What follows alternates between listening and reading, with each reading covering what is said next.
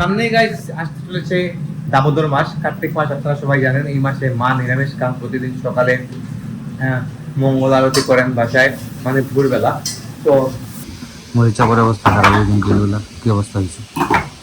মরিচা পরে একদম হলদে হলদে হলদে হয়। তুমি গাইস যেটা মা বুঝতে পারলে তো কেমন তা বই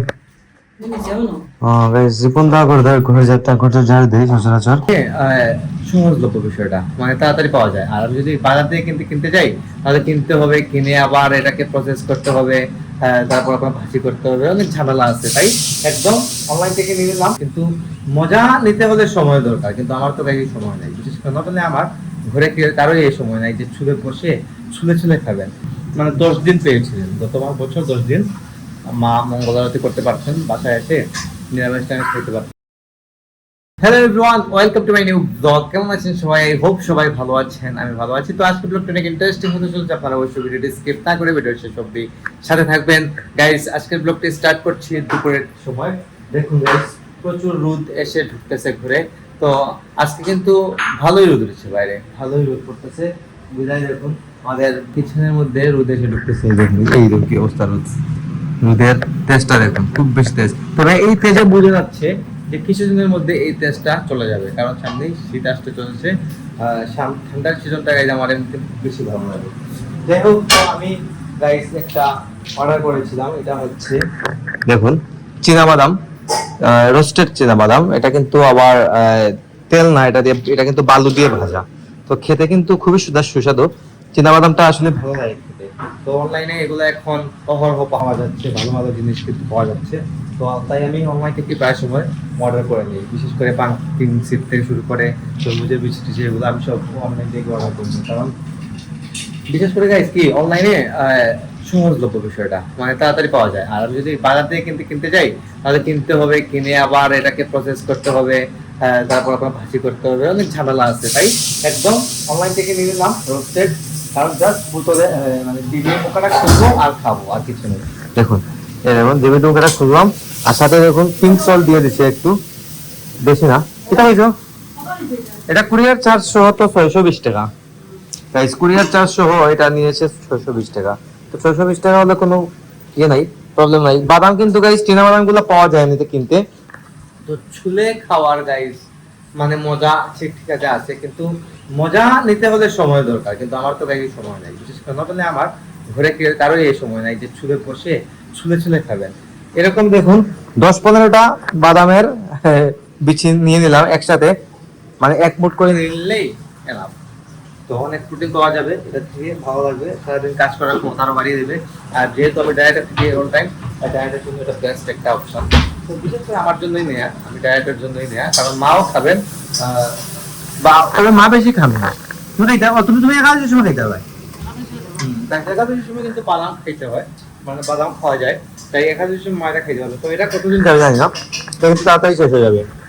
বেশি দিন যাবে না, কিন্তু বাদাম তো বাদামটা চলে বেশি। আর পাঙ্কিং যেগুলো একটু কম চলে যাবে, তাই আমিই খাই এগুলো, আর কেউ খায় না করে। যাই তো রান্না হচ্ছে এদিকে। কি রান্না আছে? আজকে গুলশা মাছ রান্না হচ্ছে।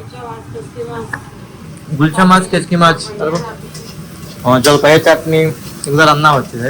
আর এদিকে এটা তুমি দাও। যাই জীবন ভাই চিকেন গুলা ধুইতেছে। তো চিকেন যদি আজকে রান্না হবে না, আজকে চিকেন রান্না হওয়ার টাইম নেই।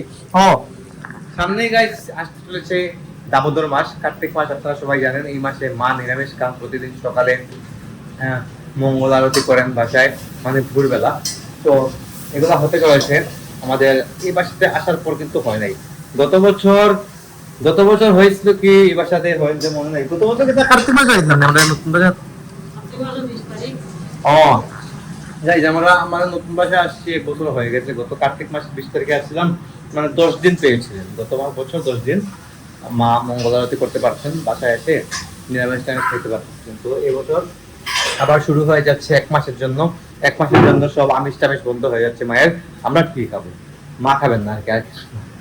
যাই হোক, এই চলতেছে ঘরে, রান্না বাড়া করতেছেন মা। আমি যাবো উপরে, সময় বসবো, রেস্ট করবো। কারণ গাইস জানেনই তো আমার অনেক কাজ থাকে, কাজগুলো সারতে হয়। তার ফাঁকে ফাঁকে আমি ব্লগও করি আপনাদের জন্য, আপনাদের দেখানোর জন্য কি করি না করি এগুলা।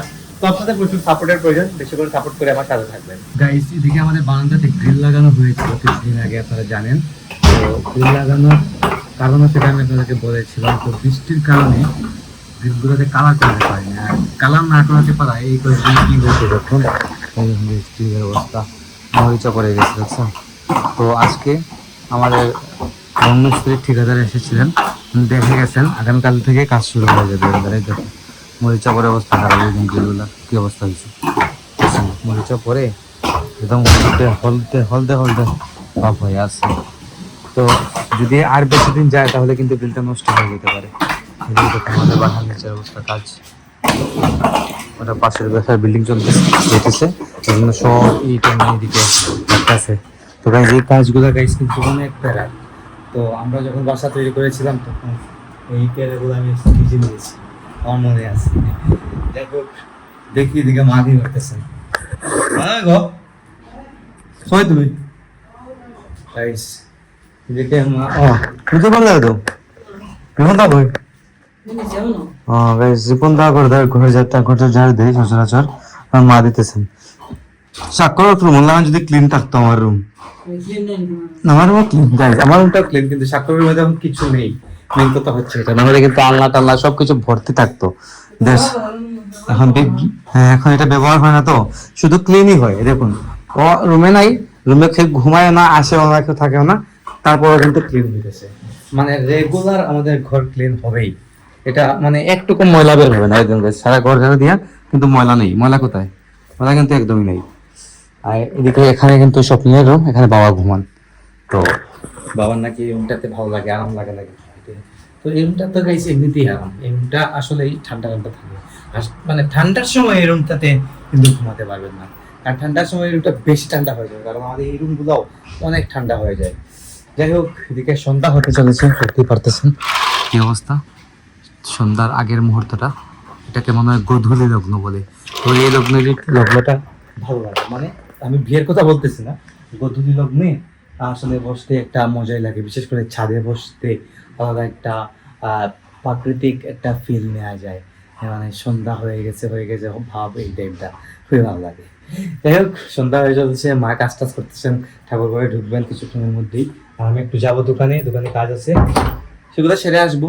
আমার তো গাইজ আপনারা জানেনই, দোকানের কাজ করতেই হবে, যেতেই হবে। তো গাইজ আজকের ব্লগটি আর বাড়াবো না, এখানে এন্ড করে দেবো। আর আপনারা যারা আমার ব্লগ রেগুলার দেখেন, আপনারা যারা ফেসবুক থেকে আমার ভিডিও দেখেন, অবশ্যই অনেকেই লাইক করেন, কমেন্ট করেন, অনেকেই ফলো করেন না।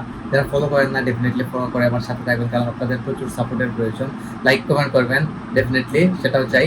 তো সাপোর্ট করবেন লাইক কমেন্ট করে, গাইজ আপনাদের প্রচুর সাপোর্টের প্রয়োজন। যারা ইউটিউব থেকে দেখছেন, অবশ্যই লাইক সাবস্ক্রাইব করে সাথে থাকবেন। তো আজকের ব্লগটি এখানে এন্ড করে দিচ্ছি, দেখা হচ্ছে নেক্সট ভিডিওতে। ততক্ষণ ভালো থাকুন, সুস্থ থাকুন। Thank you so much for watching.